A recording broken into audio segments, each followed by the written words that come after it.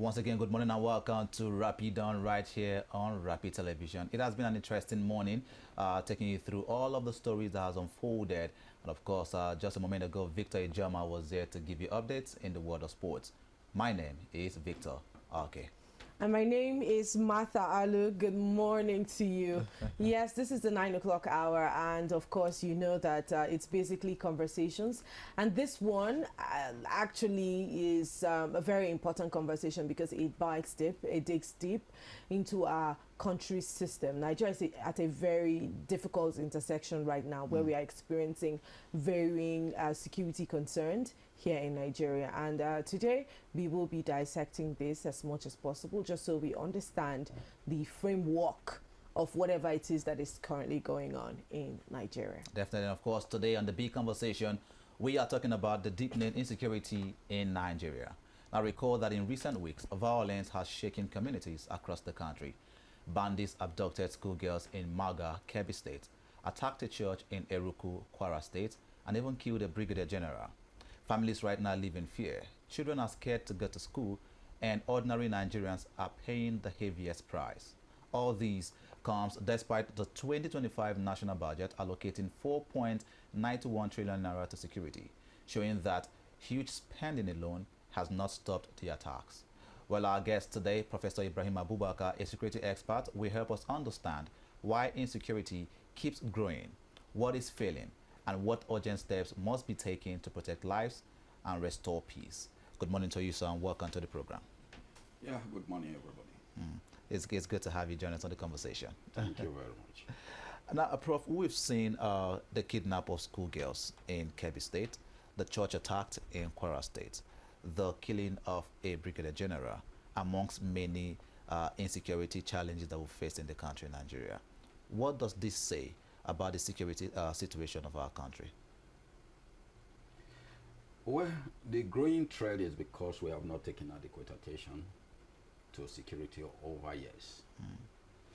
The trend did not start today. It starts right from the beginning of making us a nation. But we really, because of some reasons, we have not taken adequate attention or adequate notice of what was taking place and what has happened up to today. So it is a thin line that has expanded very wide over the years. So if you take and recall what has happened, what led to the first coup in Nigeria, nobody has told us that story. It is insecurity. No matter any way anybody is going to paint it, the incident of 15th January 1966 grew up from insecurity till the present day. So it has not been an issue that just started in 2000s or in the 90s or in the 80s. But adequate attention was not given to the threat, and that is what has landed us where we are today. What kind of attention would have been given? If your house was set ablaze and you can't get the mystery of what has set it ablaze, you are supposed to find out what happened. So we have never asked what happened. And this thing linger on from that template to our youth, to everybody. So it extended to even to our higher institutions. So let's look at it even from our higher institutions. From 1972 to 1987, 5 Nigerian universities were among the best 25 universities in the world. Today, no one is among 1,600. So did we take notice of that?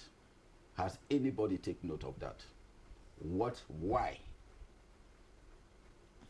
So insecurity is not something that just started today. We have allowed foreign intrusional bodies to penetrate us over time. And the problem we have here now is about just 10-15% our own internal issue. Why it is about 85 to 90% foreign. Okay, so that's quite a data that you have thrown out there, because analysts think differently. analysts have said that about although they haven't given like an accurate statistics, but they say they argue that one of the some of the major reasons that we experience insecurity in Nigeria, first off, would be unemployment, poverty rate, porous borders, poor governance. These are things that contribute to the poor infrastructure, security infrastructure in our country. And you coming out openly to now say that, you know, this might not be it. Our problem is just 17%, and 85% of what we experience is from a foreign or they have foreign influences. But can you help us expand on that? The first thing you should think of is, where did the influence come from? We started training our military men in foreign military bases like like in UK, the Royal Academy, Military Academy. So when you say I went to Starhut, what kind of indoctrination did they receive when they were in Starhut? Okay. I know at a time when the German government came here and said they are going to train our police, I stand against it. I wrote to the former IG, I wrote to the then Minister of Police Affairs. Why is the Germans interested in training 20,000 Nigerian police? Why didn't they give Nigerians who are students scholarship to study in their country, 20,000 of them? Why the interest of our police? I would say kudos to the then IG and the Minister of Police Affairs who take it up, and that training did not take place. So when we were taking our military men to Starhut for training, most of them were already indoctrinated. Some of them become agents of MI5, MI6, and they came here to serve. So are you saying that the insecurity challenges that we are facing in the country is from the military? It's not only the military. It has a widening gap now from military to civilians and others. But the military has an influence in it? I wouldn't say they don't have an influence in it. They have serious influence in it. Because you are trained to carry arms. I'm very sure if I give you even a P5 to handle, you will not be able to handle it. Can't be so sure. Well, I don't have that no, training. I said, sure. I didn't say. Can't be so sure. Yeah. But then, but that is the issue. So, at what point do they train this bandits and the terrorist? For somebody who is a layman to hardening of weapons and cannot be weaponized, and where is the training taking place? But you also understand that the training of the military personnel is for the protection of the country where they are serving. I'm not talking of the military now. The bandits, we are talking of insecurity. The bandits, the kidnappers, the so-called terrorists. Where are they trained? Where do you think they are trained? So, who trained them? That's what I think you are here to give us clarity on this, because if we are asking where they were trained, because and this is a very we are talking of the foreign intrusion. That is where I am coming in. Yes, it's an important question you have raised, especially because every time that our police officers or our military personnel has to interface with some of these terrorists, one thing they always will come out to say is these people have better weapons. They know how to handle the weapons better. They are trained, you see. So now that you are here, you are the expert. That's why you're here to give us clarity on some of this. Where do you think they are trained, or why is the question of their training coming up? I call myself not an expert, but a professional. A professional, okay. Yeah. So these issues are issues that we are supposed to outline, because we have to look at how they are recruited, how they are trained, how they are being funded, and other exercise. So when you come to jungle warfare, which is an area they trained on, then you should know that the areas where they are mostly are almost in the ring around areas, which was almost like deserts. So you can see from here to about 10 kilometers away. So what actually happened? So when you now talk of the military, yeah, I will ask one question. We said we have a budget of 4 point something trillion for security this year. I can bet you that any sound nation or society that has 4 point something trillion on security will have been able to start generating about 50 trillion and still protect the nation to about 80% to 90% minimal, if any. So the only thing is our military and security bodies are gullible because the incentives are minimal, so they are good to compromise. Okay. What do you mean by good compromise? When I know that all my entire life and my entire journey within the security circle will not earn me 5 million naira when I disengaged, and I have somebody that is going to give me 50 or 100 million out there, and I'm seeing the surface of the thread of imbalance economically, you will compromise. Okay, so you think that compromise is part of the major reasons that we have Very eruptions well. of this terrorist group? Okay, Very well. okay. What do you think about? I think it was sometime last week we heard about dismissals of about 155 security operatives from the DSS or personnel from the DSS. Just this morning, I saw that 4 others were also dismissed because they were they did not obey the last order. According to reports, 4 of these security personnel were also being dismissed. We saw the president, because of course in the military it's such an order that once the junior is promoted, you retire all of those immediate retirement that is being done to some of those people. Now, analysts have also argued that this might be such an important or a major contribution to the security situation or the deteriorating of the security situation we see in Nigeria, as these people have had trainings of the military and when they are sent out have nothing else to do. Do you buy in this idea, or what exactly are your thoughts on this? Let's go. This is the areas of compromise I'm saying too, because the policy framework is not there to assist these people. Okay. Why should you publish over 100 or something people from the DSS that you dismissed? You are publishing them on what ground? One, people don't know what. So that there will be no impersonation and nobody think. No, there is a malfunction on such system, and this is it. The DSS or the SSS, which I know as the SSS, are supposed not to be known. Okay. Not even to their wife, not even to their children. Okay. You can be an undercover officer and work in the ministry as a staff, and everybody knows you as a staff of the ministry, not a staff of the Secret Service. Yeah, they are exposed. They flash their ID card. They tell their families, I am a member of the Secret Service. So are they not exposed to danger already?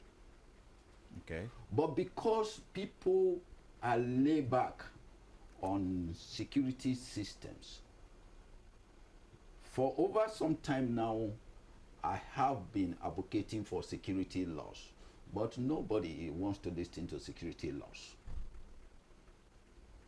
You can't introduce yourself as a member of the MI5 or MI6 in UK and walk from here to the major road of Ladoke Akitola.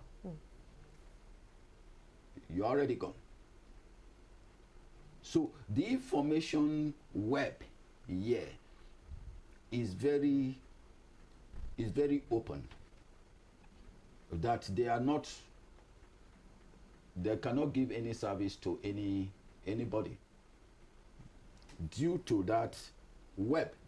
So if that web seems to be what it is, then there is difficulties, and that is why they have to compromise, because they are exposed, so they can't do their duties. So are you also looking at but they're foundational... already exposed, Yes, published on the newspaper or not. You have already established that they are exposed. Yes, very exposed, and they cannot do their service. So where does this flaw come from? It's because of lack of security laws and lack of adequate training.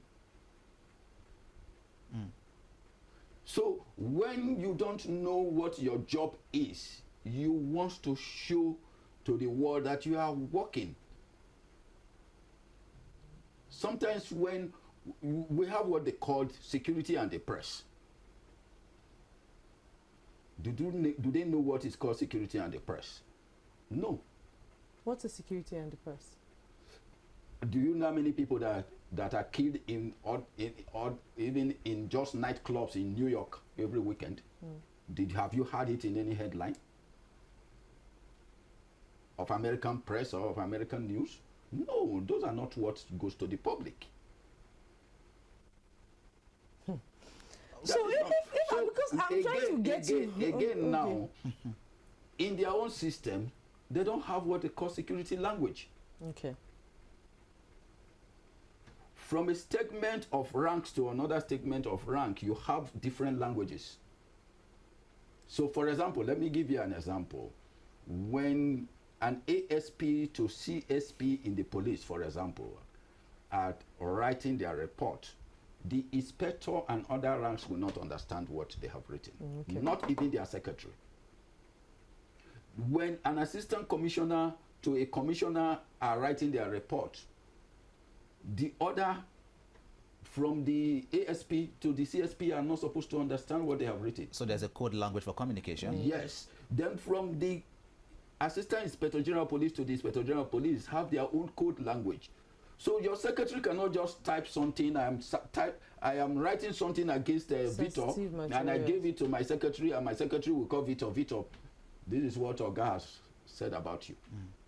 You're already exposed. So let's pick it up from there, because some of the allegations, that we heard, regarding the killing of the Brigadier General, just moments after or before he was killed, we heard that his location was identified after he was communicating with some members of the military. Yeah.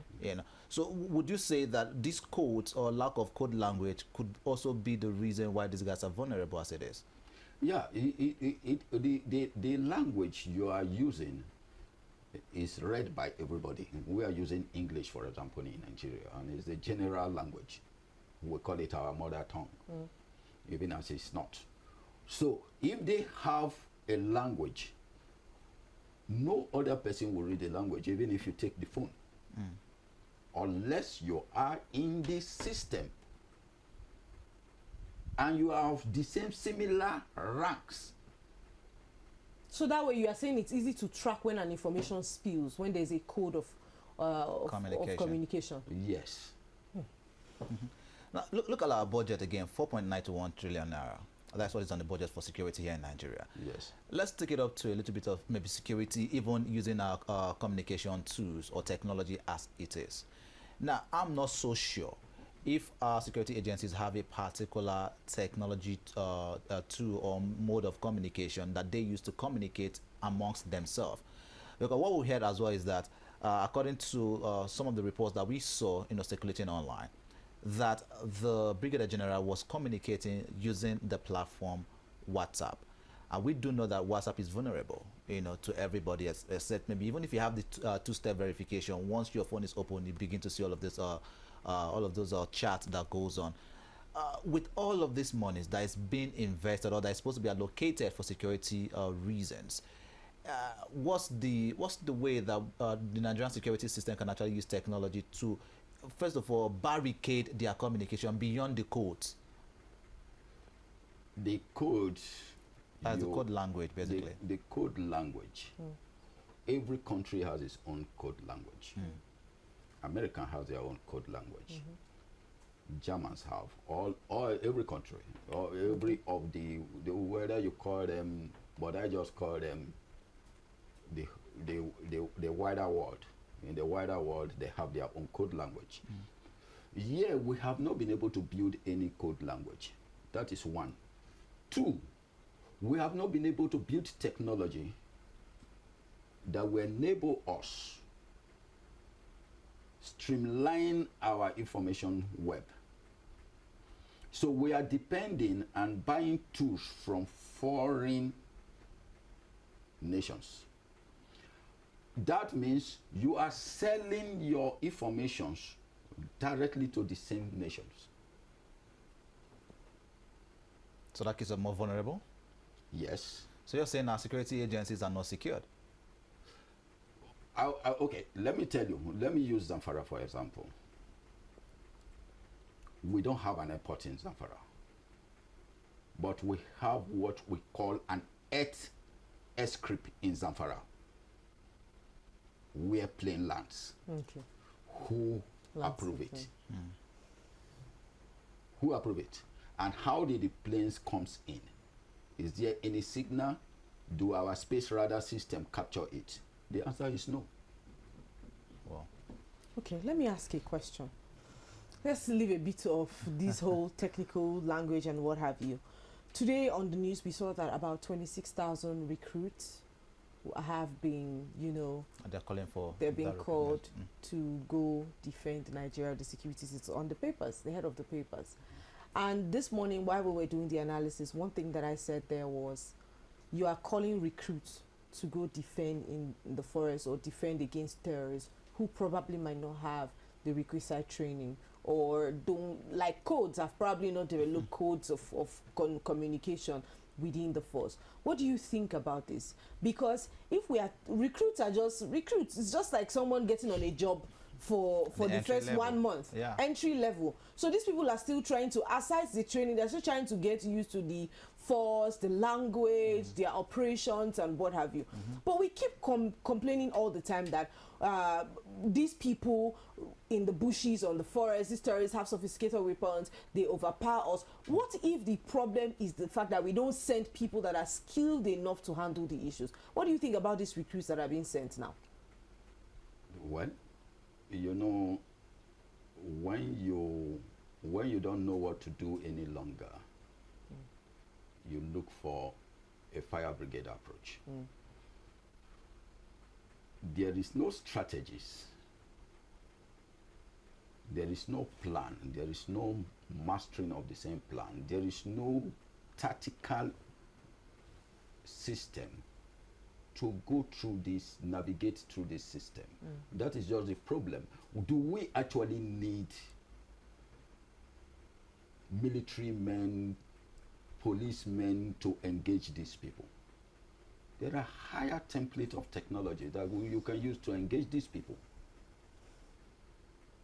I said it here the other day. I said I did a presentation for Ministry of Defense, and the defense body, the military defense. What approach we are supposed to use them is just to throw the high fry system. These people will be sleeping for 12 hours. You go there and pick them like chickens, and by the time you pick them like that 2, 3, 4, 5 times, everybody will go and sleep.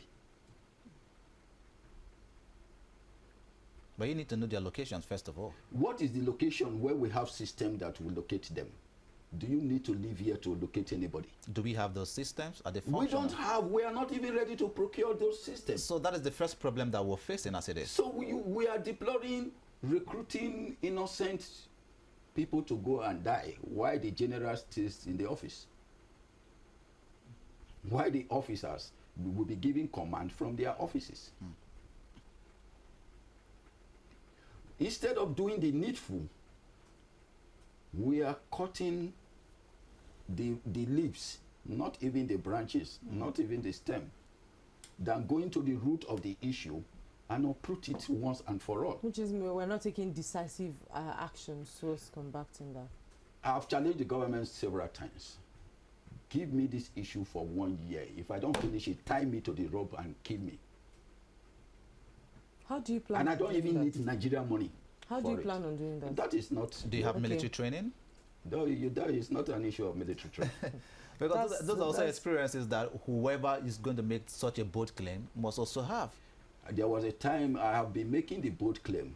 So it's not a military training. I will not leave Abuja to get them down. So it's just intelligence operations you're talking about now, if I get It's not an intelligent operation is a different thing. The intelligent operation, you are gathering intelligence. I've gone way where I have to gather intelligence. I have enough intelligence to do whatever I want to do. It is you want to do. So let's talk about citizenship a little bit. There was a particular governor, I'm trying to recall his name now, who said to his citizens and residents of that particular state that they need to learn to defend themselves right now during this time of insecurity as it is. Now, also looking at the situation that we're facing now in Nigeria, which seems like everyone is trying to look for a way now to protect themselves.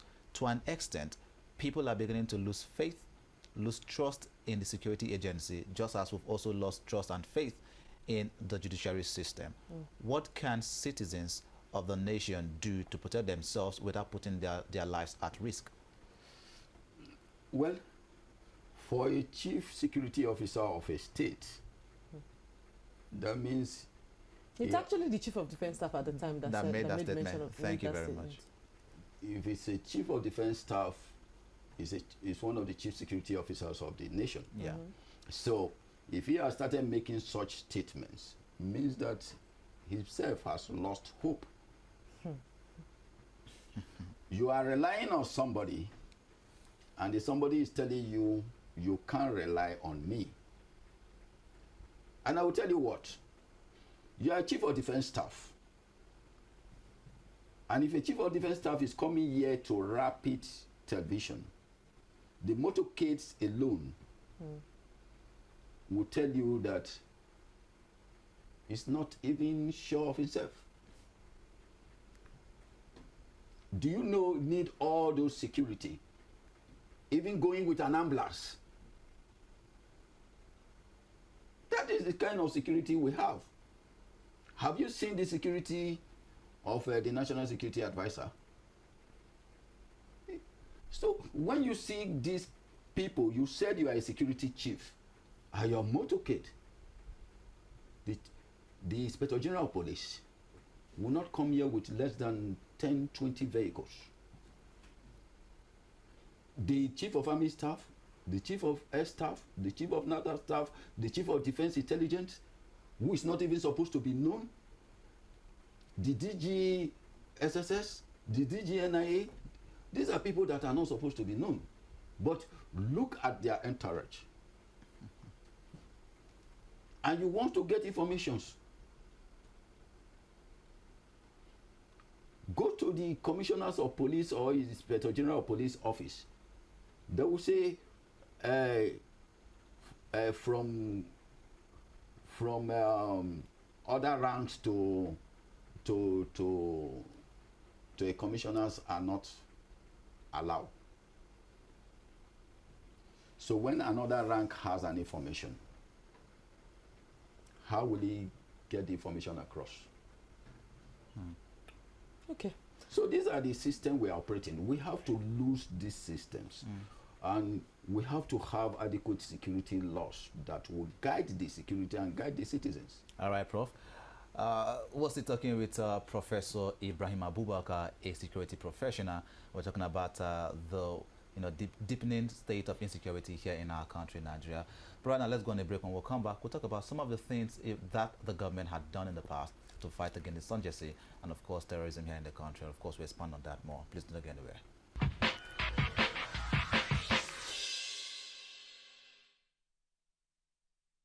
From the heart of Africa, where dreams are born and passion is boundless, a new wave of talent rises.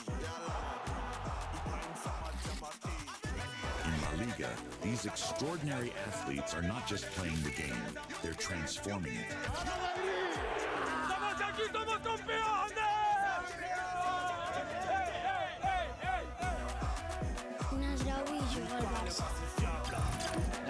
The man chasing, it's Lamine Yamal. What a magnificent goal that is! They shine on the world stage, Watch as they redefine football, inspire millions, and make history. La Liga, where dreams become reality. Time is power. Our lives are powered by the sun. As the sun rises, so do we. As we trust it to rise and set without any worries interrupting your morning. With our hybrid all-in-one inverter, powering our prosperity and happiness. Sustainable future, making the shell. Start time solar. But also nurture what is dear to us, powering trust and support. Empowering us to do things that really matters. Start Times Solar. Power your life.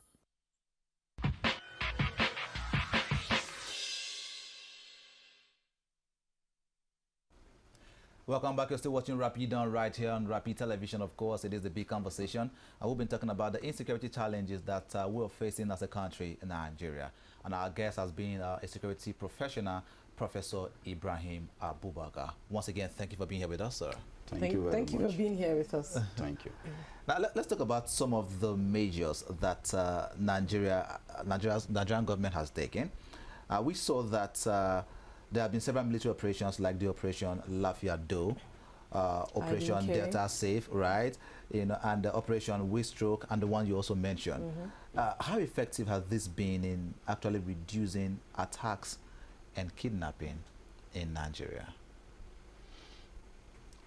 If you like deploy different operations in every state of the country, call it Harikai, whatever name you want to call them, it is still not going to solve the problem unless you put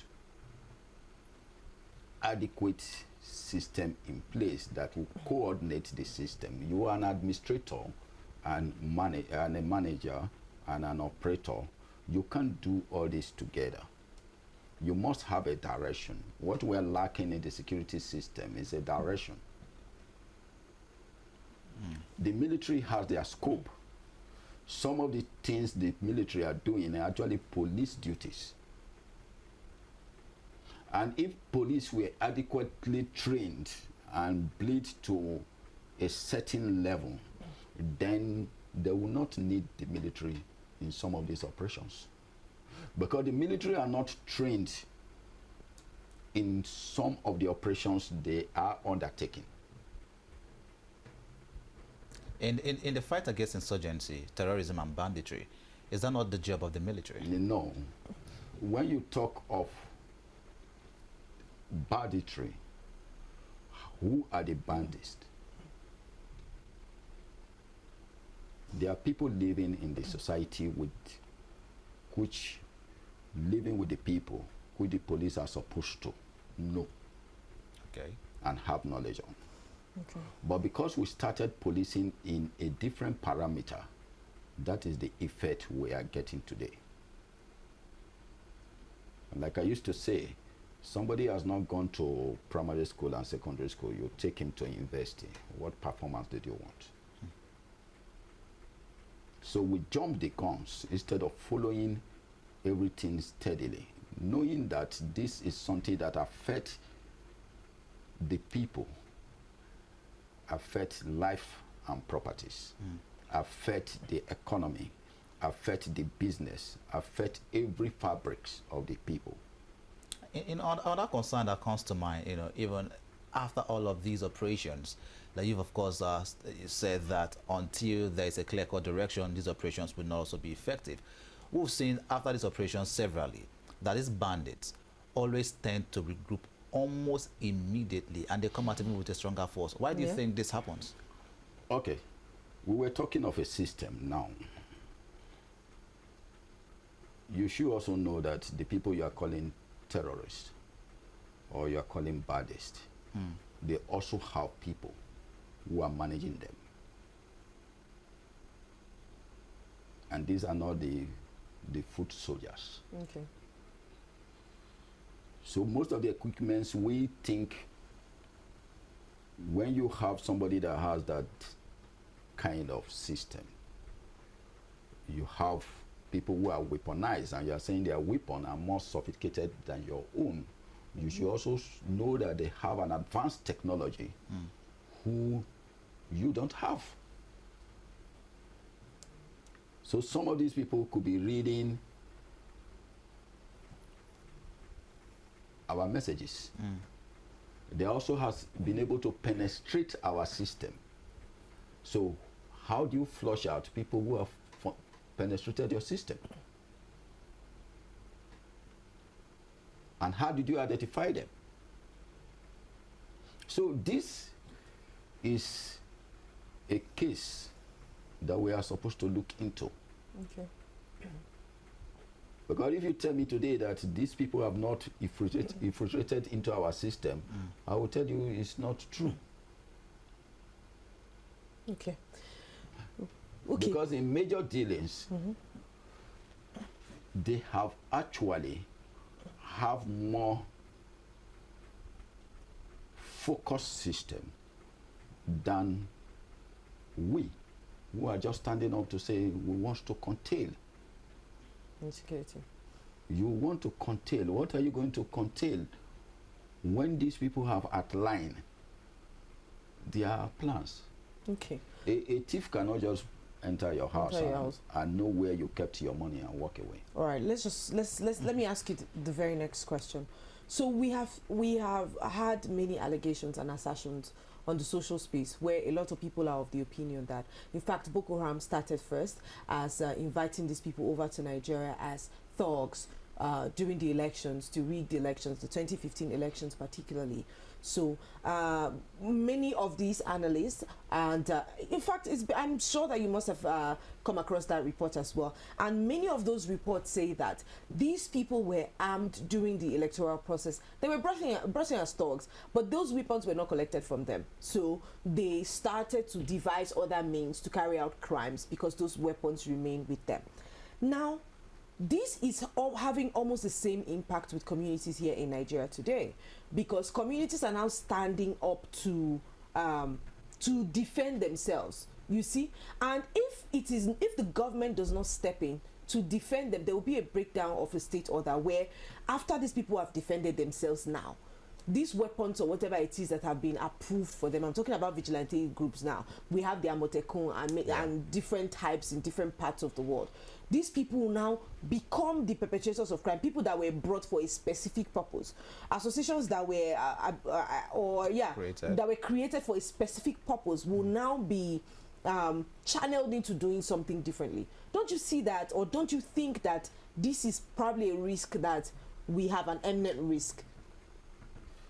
Well, that risk to me is a bit minimal from what has happened. Okay. Remember, we were having the Niger Delta militants. Yeah. There was no Boko Haram. Okay. The moment they were granted amnesty, the leader of Boko Haram, Yusuf, was killed. And we now have they were not militants. Okay. We now have the militant Boko Haram. So check it out, what happened. I don't have anything to say more than that. Okay. We've seen various initiatives, like, of course, the multi-agency, anti-kidnap fusion cell, and joint task forces. These agencies, are they working efficiently, or are there gaps in coordination? If you have anybody in the National Assembly and you have the backing of our presidency, you can create any agency tomorrow. Whether they know what they are doing or they don't know what they are doing is not anybody's business, as far as you have somebody who is backing you up in the National Assembly and in the presidency. Finish. So we can create more than enough agencies who are who don't even know their fortune. Like, let's look at why did Obasanjo create the Nigerian Security and Civil Defense Corps? He felt that Nigeria is coming up out of a military rule, and they needed an agency that will interface between the military and the civilians, a kind of synergy, so that there will be no gap. The gap could be closed up. But is that what Nigerian Security and Civil Defense Corps, is that what they are operating on today? No. It's another ball game entirely. So these are the things that we have to look at.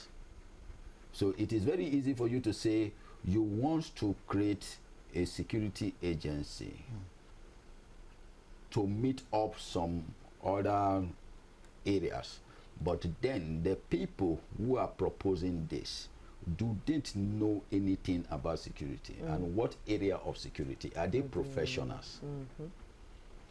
So we have on our own fill up gap, because it is an issue of sending a bill and somebody going there to say, please, this bill must go because I have some interest, and they pass it, and the presidency will endorse it, because there is also somebody in the presidency who is waiting for the bill to come. Okay. So also we have, from the start of the show, I made mention of how porous our borders are here in Nigeria, where people literally will have access to Nigeria by just coming through the borders. People illegal entering into the system, right? We don't have, as far as I'm concerned, we don't have a border. Okay. Let's to talk of the management, because I want to give you this. Okay. I did a presentation for customs on border management, and that same day there was a flight leaving Nigeria, leaving a foreign land, passing through the Nigeria airspace. From my presentation, we captured the plane, and from here we saw the contraband that that plane was carrying inside the plane, which are named itemized as contraband in Nigeria. You saw it from where? From the system, yes. From the system in Nigeria Customs Service here. Okay. I was doing the presentation. Okay. So, but the plane landed in Ghana,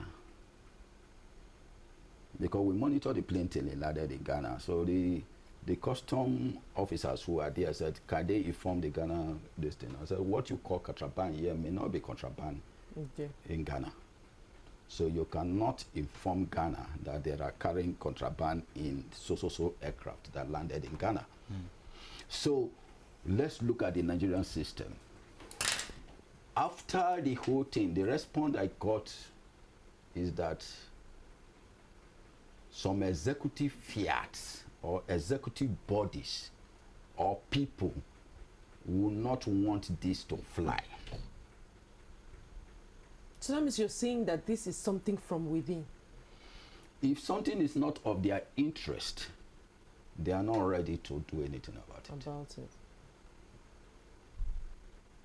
Or maybe I'm very dark, so my face couldn't be very not too fine enough for them to say they want to do anything. So you can protect this. I heard when our former chief of defense staff said we have to build a wall around Nigeria. How many trillions or quadrums will go into such project? When we can sit in the comfort of our office and monitor all our borders, and even rabbit cannot come into Nigeria freely. If we really want to do it. But are we ready? The answer is no. Okay. Now that we are talking about the security situation, we cannot deny that there's like such a great effect on the Nigerian mind or the young people. Because if you see videos of people that are perpetrating the actual crime of terrorism we're talking about, they're actually very young children, right? You know, being recruited into this jihadist and extremist group, into this terrorist group. Now, how can we, what systems can we put in place or structure to see that the recruitment of young children into this terrorist group, these bandit groups, is controlled or completely stopped? Let me, Vito. Yes, sir. Have you stayed without food for a week? No, I haven't. So what do you expect if you have stayed without food for 1 week and somebody is telling you you can even have this food free and still have some change in your pocket every day? So hunger is the problem. No, that is, we are talking of the young ones now. Yes. You understand me? As at the time some of us left the university, we came to South. We finish when you are finishing your service, not these days that you are finishing your service, they issue you a discharge certificate and you go home. You can come from your house to be issued. No, in our days, you go back to the camp again for another 2 weeks. When you have handover to the next coming, we were not having batch 1, batch 2, stream 2, stream 3, and whatever you have these days. The next batch coming, they take over from you, you go back to the camp for 2 weeks. What are you doing there? You are doing interfacing with personnel managers, public human resource managers, and the rest. The next day when you are going, today you like tomorrow you are discharging. Today they are giving you your appointment letters. Somebody like me has 37. So you go back to sit down in your comfort and start thinking of where to go. Exactly. So that inspires you to aim for more. But today you see the young ones telling us that education is a scam. Okay. Prof, let's talk about regional and international cooperation when it comes to security measures as it is.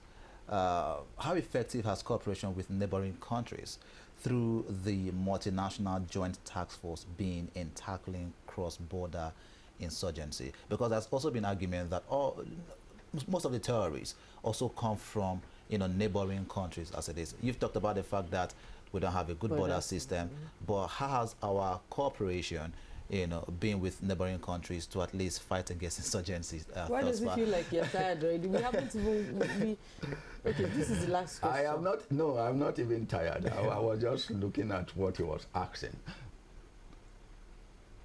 Africa has no African nation today can boast of adequate security for themselves. Mostly West Africa, Central Africa, none. No country. Niger is lacking. Chad is lacking. Cameroon is lacking. Republic of Benin is lacking. And they don't even know the direction to go yet. Burkina Faso is led by a military. Burkina Faso is getting it a bit.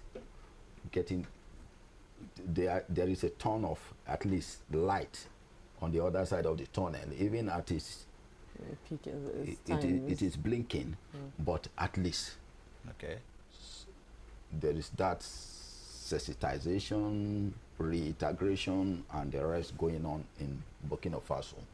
I don't know how much or how long it's going to last, but you should also know that Burkina Faso is a small community compared to what Nigeria is. You understand me? So sometimes it's like when you want to say Maldives is a country and Nigeria is a country. You look at the population of Maldives, they are not up to 400,000 people. So, how are you comparing it with 200 and something million people? Okay. So these are the things that we need to look into. But you are asking a question where Cameroon has no adequate security, Chad don't have, Niger don't have, Republic of Benin don't have. So all our border system, the whole people that will have assist us to manage this are still facing the same type of crisis we have. All right. So when you look at that very well, then that is when we are supposed to sit down and re-engineer and rebuild our system here so that there will be no penetration. Because they are looking at us as you are looking at it's like you are looking at your father, and your father cannot do anything for you as a son. Okay, because our time is fast spent, we might not be able to, you know, access all of this. We have gone way past where we're supposed to end up the conversation for today. But trust me, we definitely appreciate your analysis here, and we're super grateful for helping us see this inside. Nigeria is our country, and I believe that conversations like this should be held up in social space from time to time. That is why some of us are here, but I think we are not welcome, so we may go back. Go back to where? To where we are coming from. To other countries. They did not give me technology. Nigeria did not give me school fees one day. All right. Thank you so much, Thank you, Professor Ibrahim Abubakar, for joining us on the show today. Thank you. Of course, this is where we call it a wrap on the conversation. This morning, we've been talking with the security professional, Professor Ibrahim Abubakar. Martha, you know, we've been giving a lecture, as it is, various presentations, various thoughts as well from the prof himself, talking about the security challenges that we're facing in the country, Nigeria. But what's your concluding thought as we wrap it off? Well, I think everything I need to say, I have probably said in the course of the program, because security is such an important part of our country's system. So we must be able to decisively deal with the foreign influence we have here so that Nigeria can be peaceful. With that being said, this is where we'll draw the curtain on today's conversation. Do remember that you can follow us on all social media pages across all platforms at Rapid TV. And of course, you can rewatch all our episodes on our official YouTube platform, which is at Official Rapid TV. And wherever you are in the world, you can always watch our programs live using our website, www.arabianradiotv.com. My name is Victor. Okay. And my name is Martha Alu, and we will see you tomorrow.